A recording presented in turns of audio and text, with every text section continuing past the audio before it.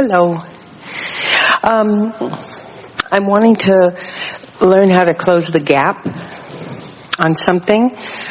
I know what you were talking about earlier was to focus on what you wanted. And sometimes I get caught up in what is and how can that, shall I give you an example?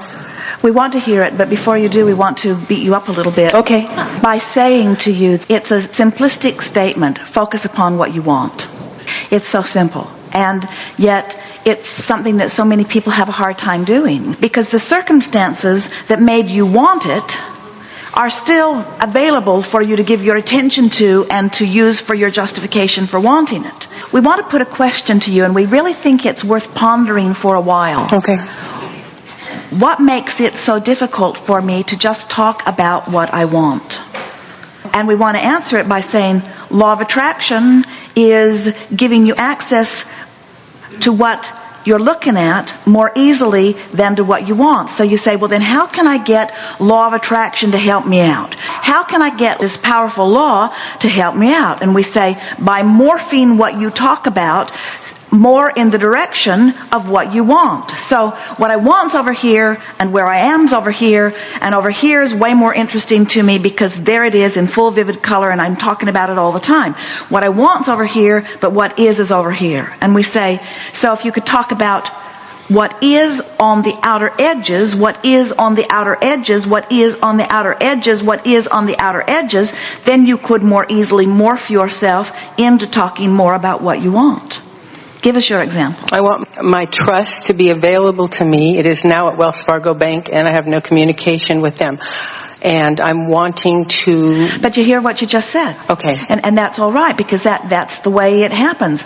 I want this, but I've got this. That's what you said. So we spent minutes before you said that saying, talk only about what you want, talk only about what you want, talk only about what you want. And you said, okay, I'll talk only about what I want. I want my trust to be available to me, but it isn't. And we say, talk only about what you want, talk only about what you want. And you say, okay, I've got it.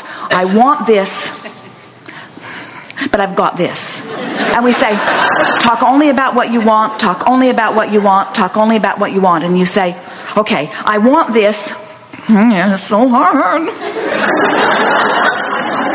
I want this, but can I just tell you what's happening? And we say, talk only about what you want, talk only about what you want, talk only about what you want. And you say, okay, I want this, but I've been trained to notice what's going on. And you can't help but notice what's going on. We say, talk only about what you want, talk only about what you want, talk only about what you want. Okay. This could be a much shorter seminar. We want you to understand that this process of creation is not about finding the thing that the most people agree about. And certainly when you're bickering over a trust fund, it seems that somebody's going to be right and somebody's going to be wrong. But we want you to understand that the money that is amassed in a vibrational escrow for you goes far beyond that trust fund. And when you squabble over the paltry trust fund, you pinch yourself off from the resources that are over there waiting for you. And that's what's got you choked up over this. Thank you. You see, you've been doing it for a while, but you just have to only talk about what you want. Only talk about what you want. Only talk about what you want. We know this is repetitive slightly. Only talk about what you want. It's hard to hear, isn't it? Because you say, all right, I'll only talk about what I want and this other one thing. Oh, and that thing. And that one over there. That's just those two things and that one over there. Esther will say to Jerry, this is the last thing I'm going to say, but just let me say this one last thing. Just this one last thing.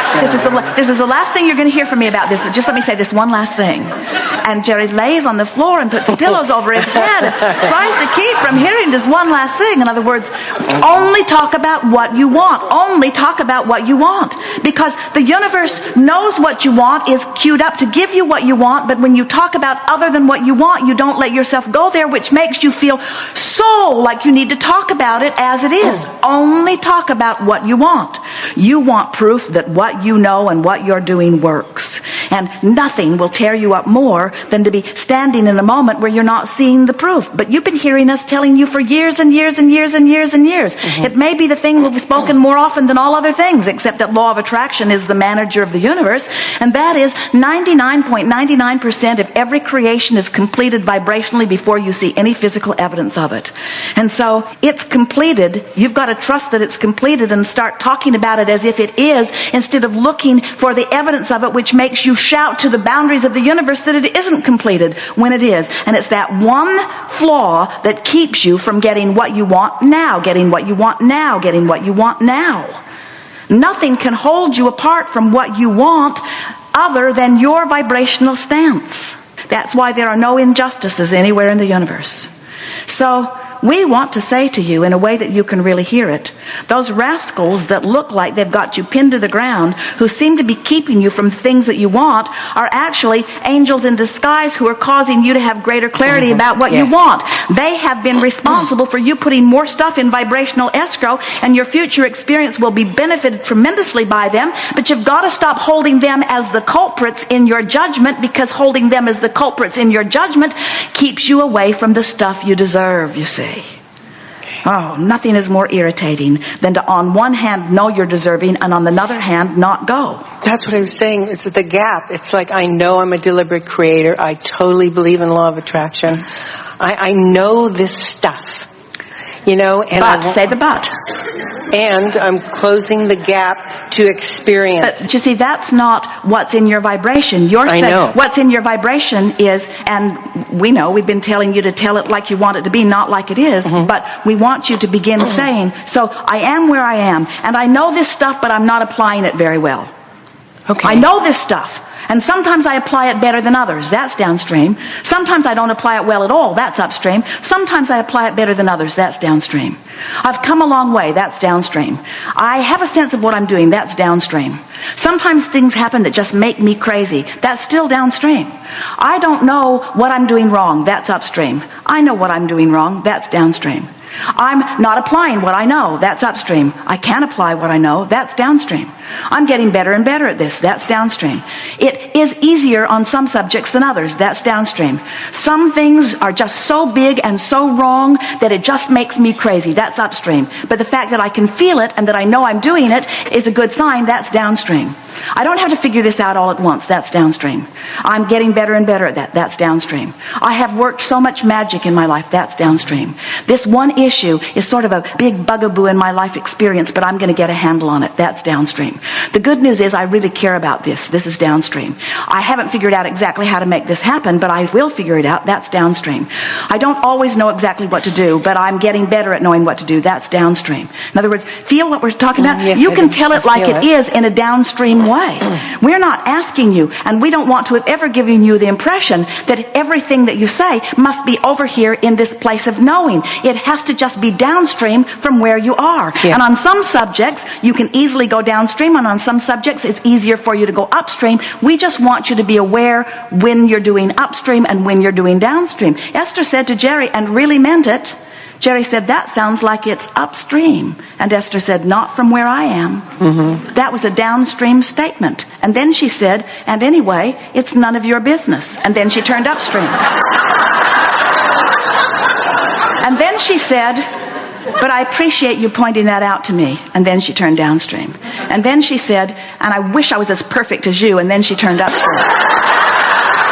And then she said, you are really good at this. And then she turned downstream. And then she said, and I am sometimes too. And then she turned downstream. And then she said, I'm embarrassing myself because I'm not doing what I know to do. And then she turned upstream.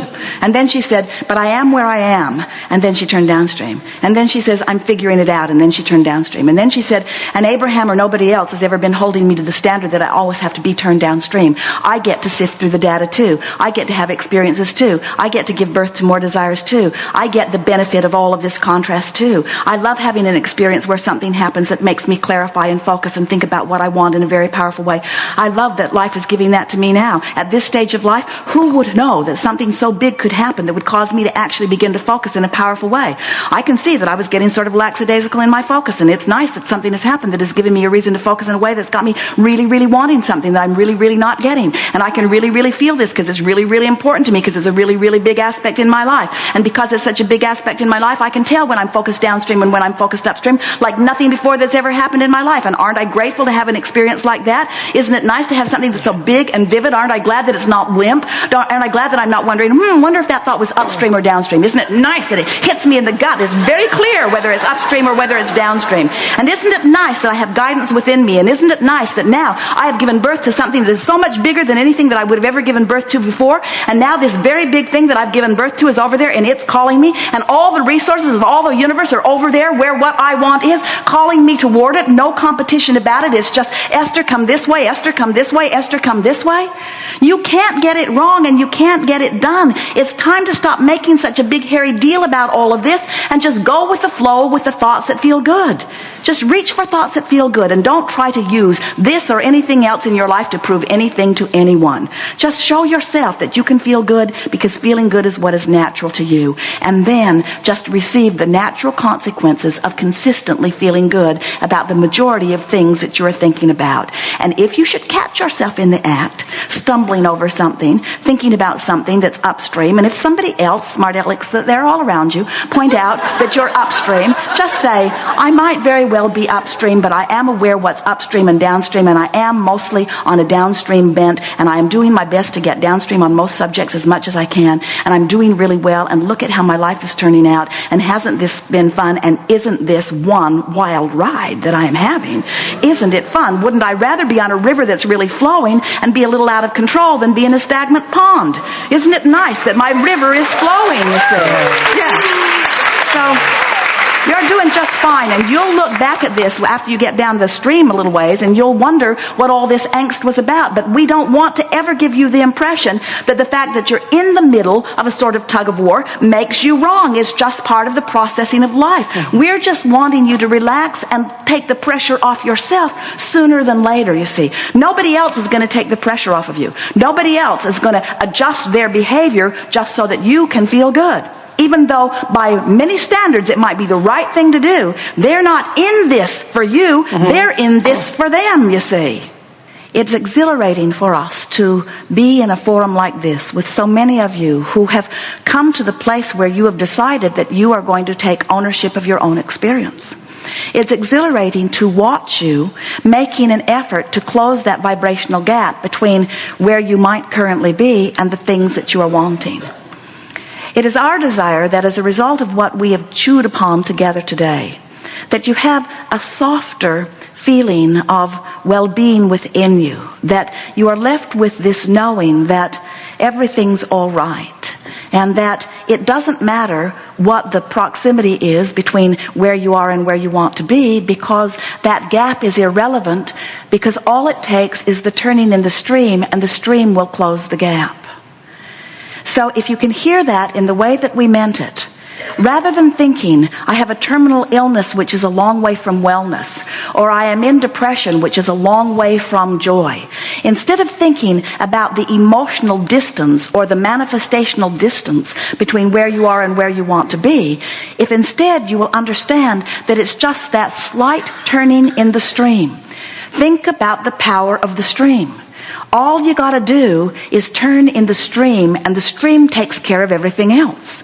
So isn't it enough to get mad instead of depressed? Isn't that a good day's work? Isn't it enough to find a little bit of hope that replaces the doubt? Isn't that a really good day's work? If you could accept that the emotional journey is what your work is about, not only will you begin having more fun right away, but all of the manifestations that you've been seeking must come, and must come quickly. They're all lined up right outside your door. Just open it a little bit and watch what happens. A woman said to us one day, Abraham, she was really angry, which we liked because she had been depressed. I don't think you care if my lover ever comes. I think you just want me to imagine him so completely that I don't notice he's not here. And we said, pretty much. Because our objective is your improvement in the way you feel. Because we know that when you achieve that, your lover has to come. Your abundance has to come. We began by saying that the best title of any book ever written was, has been, is, and will always be, Ask and It Is Given. Because it tells the story exactly the way that it is.